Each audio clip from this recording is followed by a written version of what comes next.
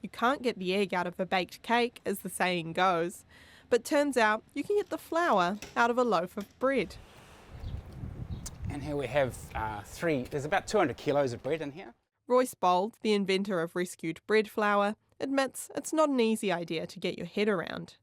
But he says while it's scientific, it's not rocket science. Bread is pretty much 70% wheat, 30% water, a little bit of yeast, salt and sugar. That's good old-fashioned bread without all the other stuff that manufacturers add into it. We dehydrate the bread and then we turn it, once it's got the right water activity, it's then ground into a fine powder, it's then sieved, and then that's when it becomes bread flour. From there, the flour goes into cakes, biscuits, baking mixes and more, acting as a more sustainable substitute to a regular flour. With the flour and the various treats it's made from now being supplied to hotels, catering companies and other businesses, it's fair to say things have come a long way since Mr. Bold first came up with the idea. I made the first batch of bread flour during lockdown in my oven and a Nutribullet.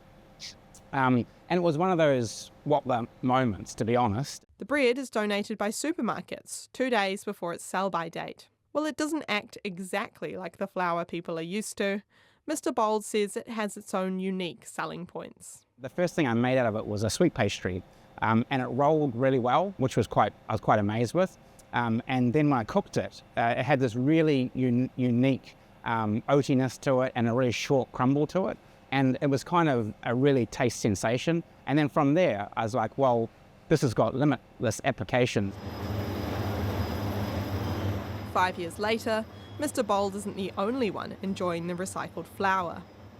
When Arturo Luna from Remarkable Tortillas was approached by Mr. Bold with the idea to try out a batch of tortillas using the bread flour, he didn't hesitate to jump on board. It hasn't all been smooth sailing.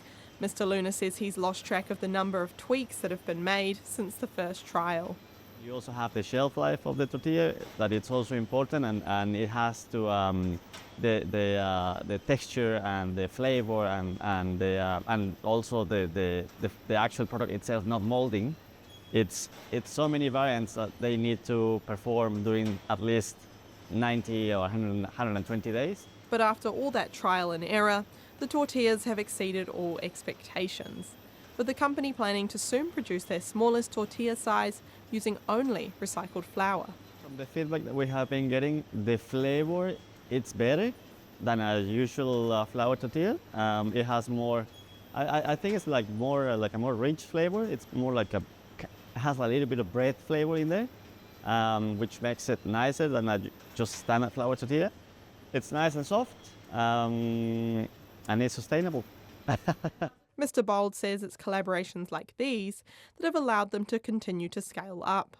Now they're not just saving bread. Twice a week, a huge shipment of tomatoes arrives. Too red, too orange, or too green. Too small, too wonky, or just not quite right. To the naked eye, they look delicious, but they're not good enough to make it onto the supermarket shelves.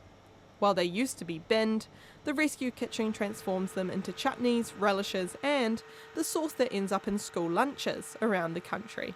But Mr. Bold says it's still just the beginning. Well, so far we've rescued about 200 tonnes of bread, which is quite substantial, but unfortunately it's just the tip of the iceberg.